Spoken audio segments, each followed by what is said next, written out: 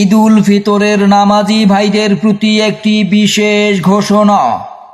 এত দ্বারা পবিত্র মাহে রমজান জুড়ে 30টি রোজা শেষ হয়ে যাচ্ছে।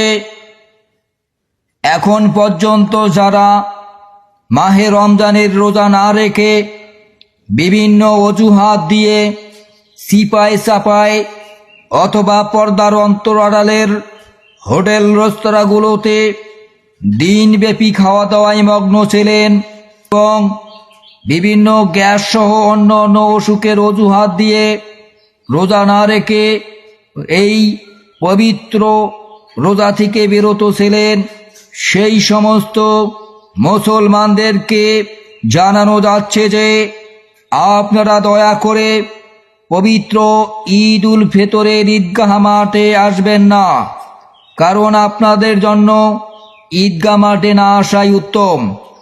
আপনারা ঈদগাহ মাঠে এসে প্রকৃত নামাজীদের জন্য জায়গা সংকটে ফেলবেন না।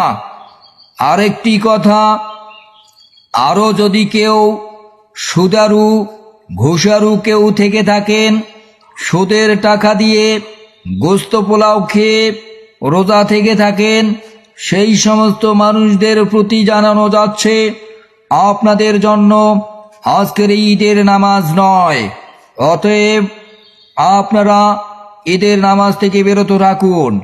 আদেশক্রমে মাঠ কর্তৃপক্ষ।